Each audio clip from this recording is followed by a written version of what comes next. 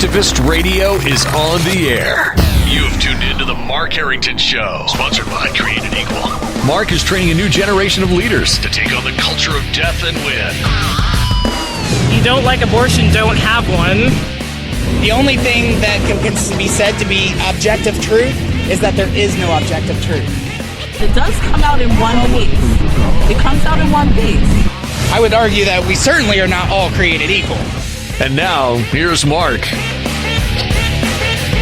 So is there a silver lining to this whole coronavirus crisis? That's what we're going to be talking about today on the Mark Harrington Show with your radio activist, Mark Harrington. You can go to markharrington.org to find out more about our program and about Created Equal, the organization that I head up here in the Midwest. Well, you know, it's all consuming. It's everything we're talking about. It's everything the nation is focused on.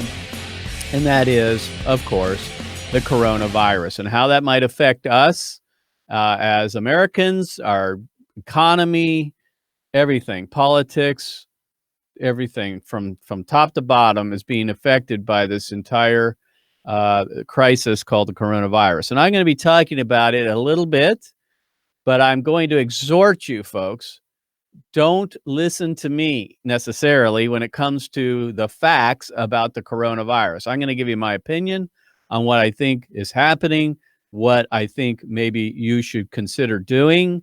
But it really comes down to it. You got to find out for yourself. And up front, I'm just going to tell you this. Turn off the TV. Turn off the TV. Don't listen to Fox News. Don't watch CNN or any of these other mainstream broadcast mediums. I mean, it's just not helpful. There may be some nuggets of information in there that you're going to find helpful, but for the most part, that is not where you get your source of information. The other thing, of course, is the internet. But the internet, at least you're going to get a wide array of opinions, not just one side. The media is hyping this for sure. We may be heading into what they're talking about as far as this virus and how it might affect Americans. They may be right on that. But they are sensationalizing much of it. And so you've got to be able to stay calm, don't panic, don't overreact, take your time and methodically research the issue for yourself. There are some decent websites out there.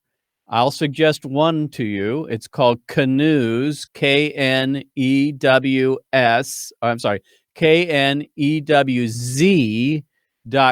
Knewz, KNEWZ.com or .org. And it has some decent information coming from a wide array of sources. Some of it I think is a little bit out there. Most of it seems to be fairly accurate.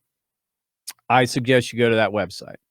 I also suggest that you watch the Trump press conferences every day. If you really want to know what's going on, you want to hear from the horse's mouth, that is the federal government and those who President Trump has put together in this committee, so to speak, to deal with the coronavirus, then you should watch the Trump press conferences, which are every day, I think, around noon.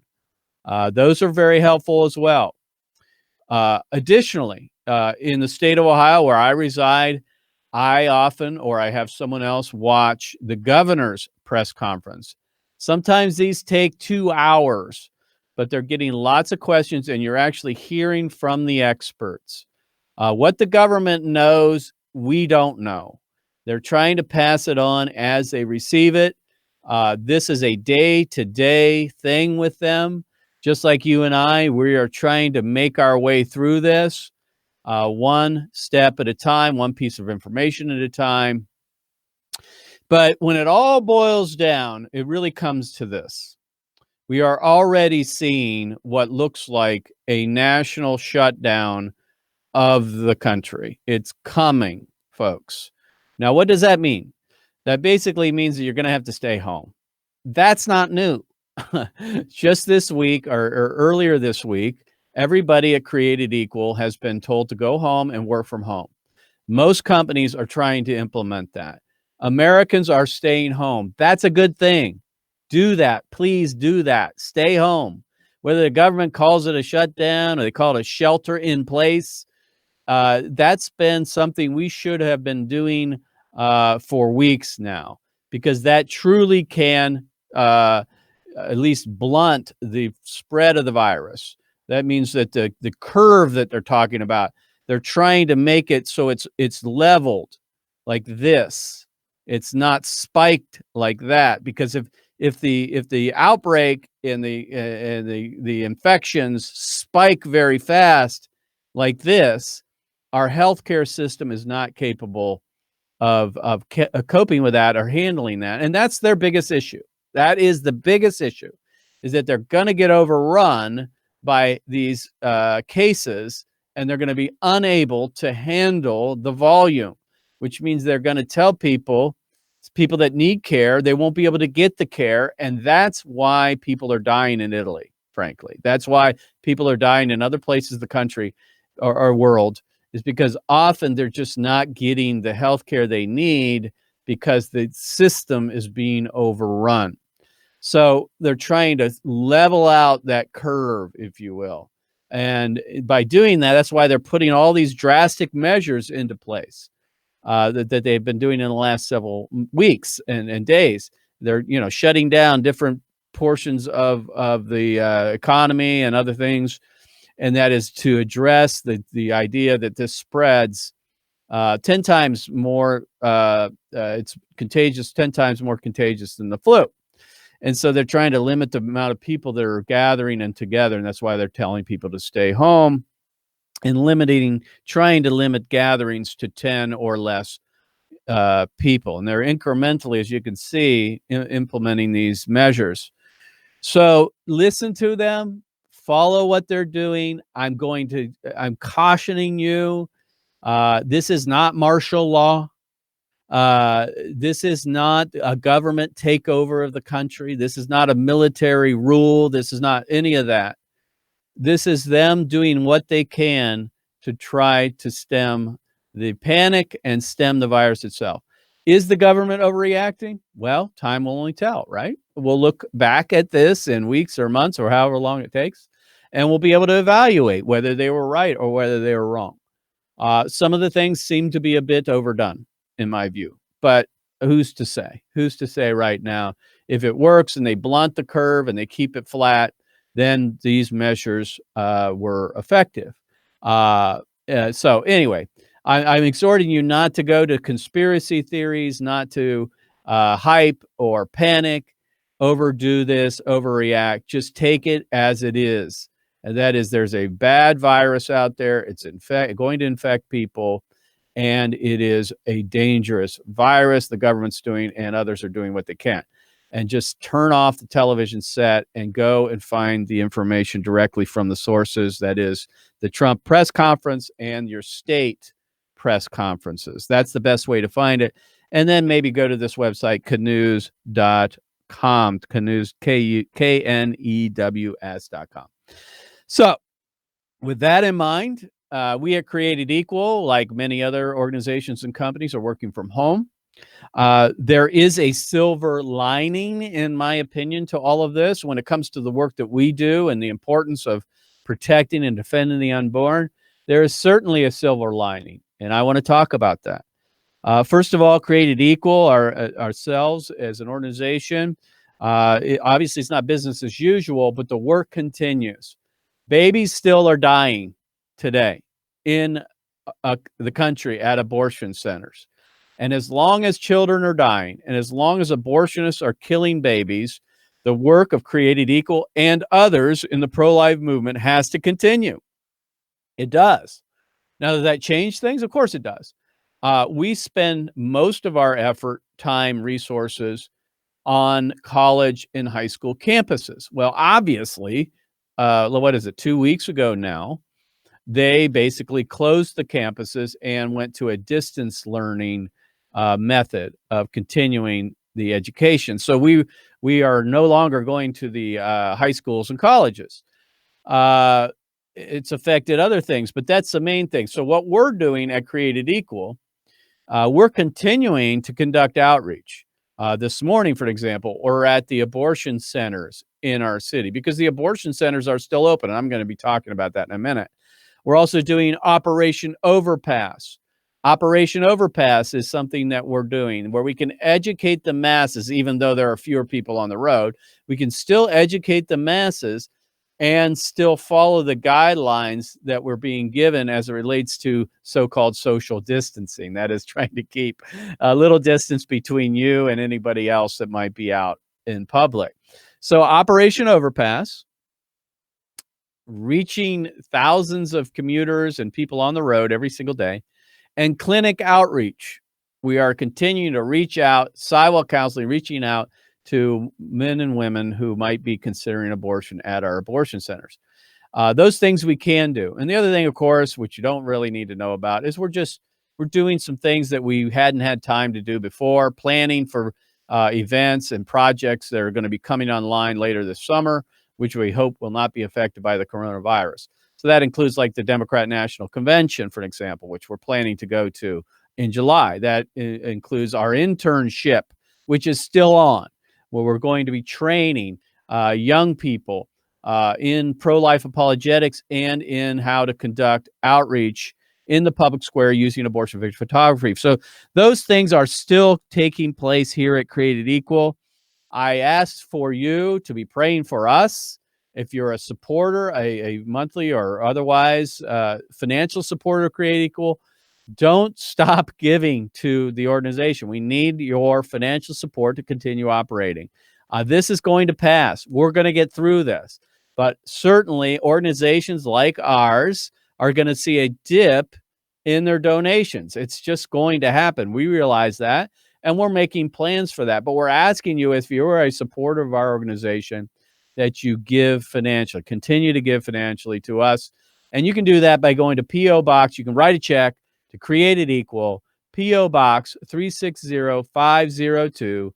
That's 360502, Columbus, Ohio, 43236. Again, P.O. Box 360502, Columbus, Ohio, 43236. Or you can go to createdequal.org and give electronically. We need to get, we're going to weather the storm. We're going to weather the storm with you, our supporters. We're going to get through this, and the work continues. On that front as well, something that is very providential for us in several ways.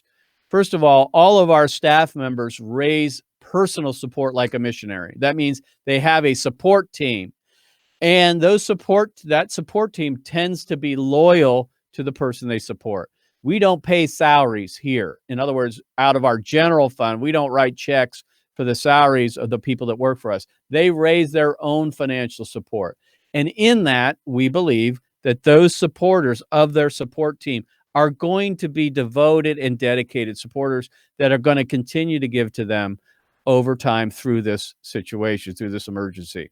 So if you are a supporter of one of our team members, then we would exhort you to continue doing that.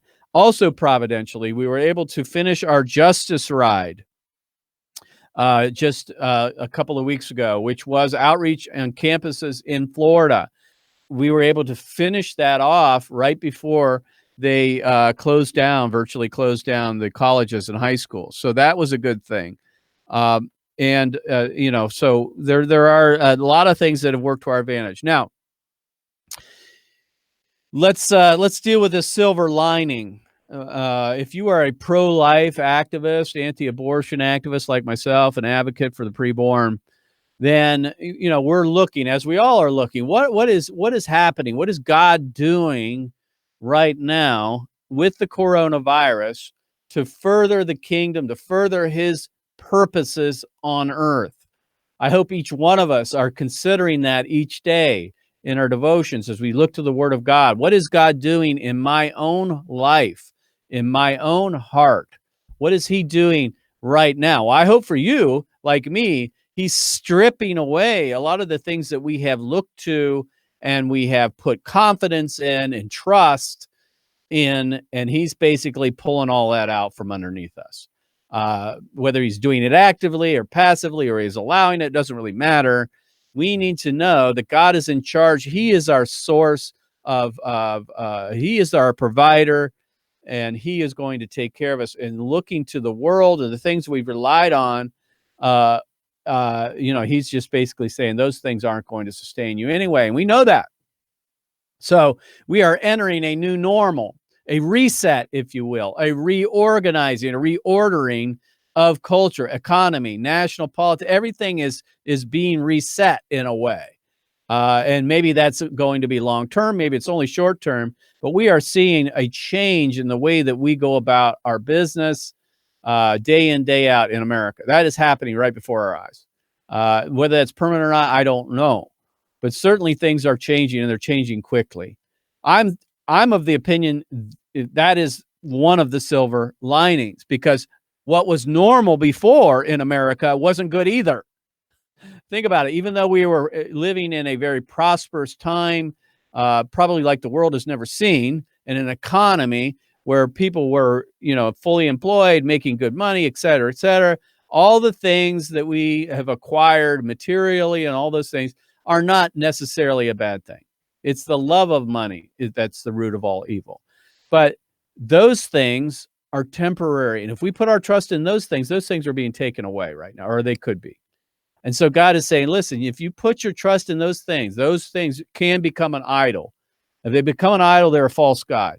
I'm going to take down that idol, and that leaves you with me. Now, we should always be looking to him without being distracted by these other things, but that's what Satan does.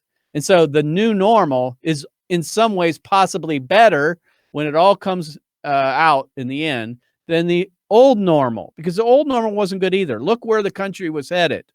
Look at what was going on when it comes to the issues of abortion or the homosexuality agenda.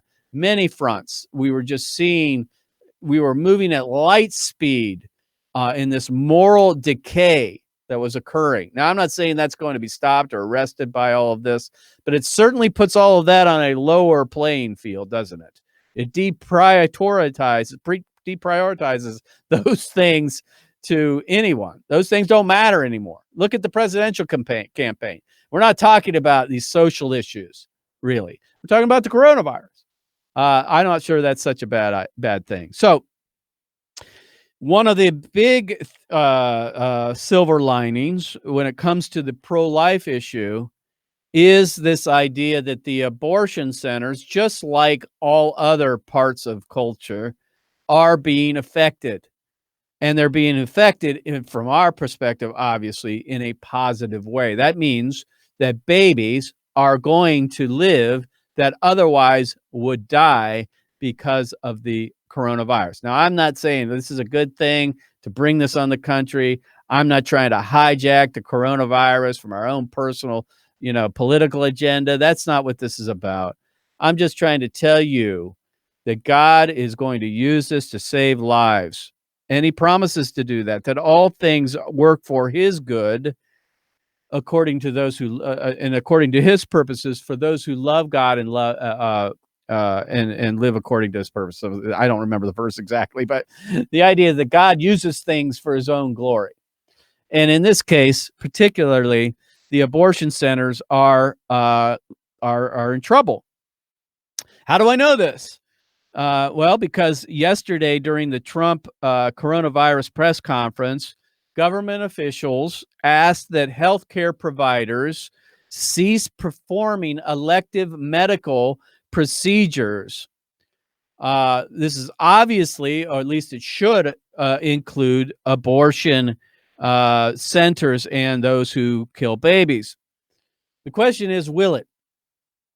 In other words, the government is saying, they're not mandating and they're not putting it in law or anything like that, but they're saying if you are a healthcare provider and you provide elective medical procedures and surgeries, we are saying suspend those, postpone those, in order for you to facilitate the treatment and care of coronavirus victims.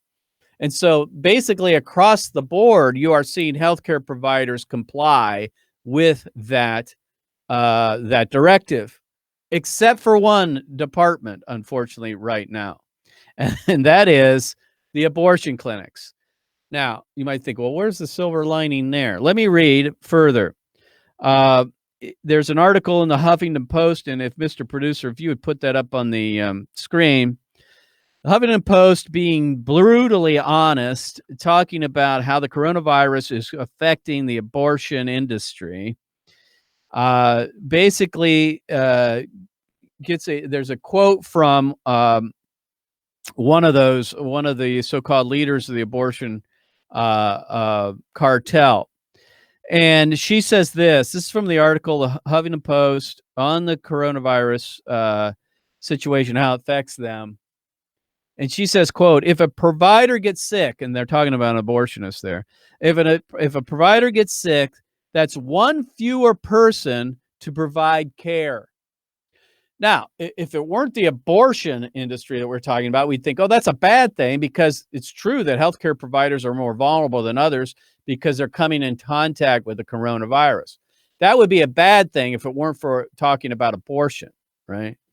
But it's a good thing if we're talking about abortion, that these abortionists, when they talk about a provider, when they get sick, and of course, we don't want anyone to die from this necessarily, but when they get sick, that's one less person to provide care. In other words, because there are so few abortionists out there killing babies, some of these abortion centers are going to have to shut down, at least temporarily, because they won't have an abortionist.